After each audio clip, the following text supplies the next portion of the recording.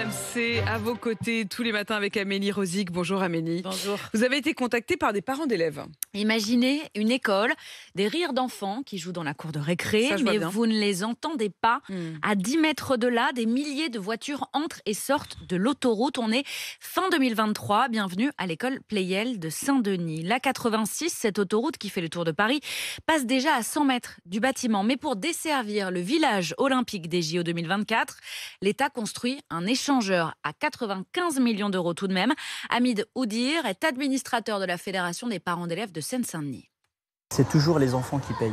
Et c'est pas normal. Pour faire transiter des athlètes, pour gagner peut-être 30 secondes, 1 minute sur un trajet, on va accepter de polluer des enfants et des milliers d'habitants. Il y a 16 000 habitants à Pleyel.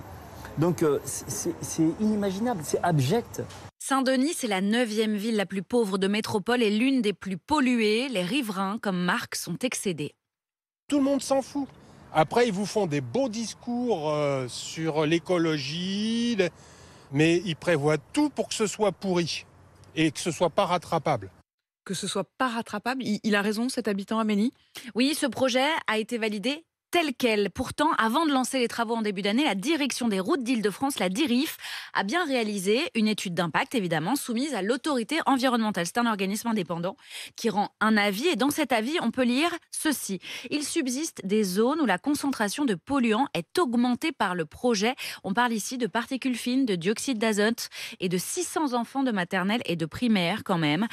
Pas de problème, répond la DIRIF. On va mettre une haie végétale, un mur anti-bruit et des revêtements pour absorber les polluants. L'autorité émet de sérieux doutes sur l'efficacité de ces mesures, mais l'État valide quand même le projet, le jugeant d'intérêt général. Donc, si je comprends bien, c'est surtout l'intérêt économique en fait qui a été choisi. Absolument, et c'est même écrit noir sur blanc.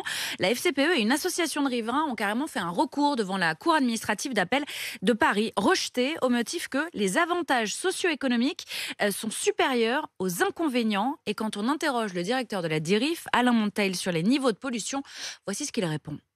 Il est faux de dire qu'on va augmenter la pollution. La pollution va baisser au niveau de l'école.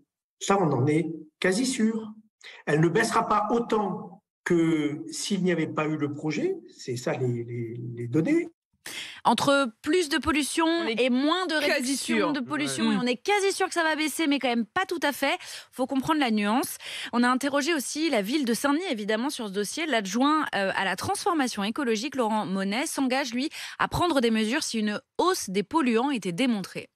Tout ça, effectivement, sera suivi et évalué. Si des mesures dégradées qui dépassent sévèrement des seuils réglementaires, bien entendu qu'on reviendrait sur la situation et on envisagerait de mettre en place un certain nombre de mesures de restriction de trafic pour maintenir une qualité de l'air suffisante dans l'école et autour de l'école.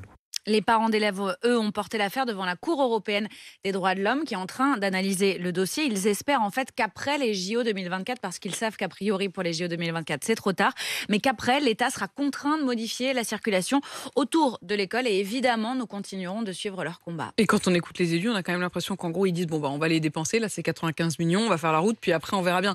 C'est vrai qu'on n'est pas à 95 millions près. Voilà, et Merci. pas à 600 enfants pollués près. Merci Amélie, je vous redonne l'adresse pour vous contacter, rmc pour vous @rmc.fr. Il est 7h12.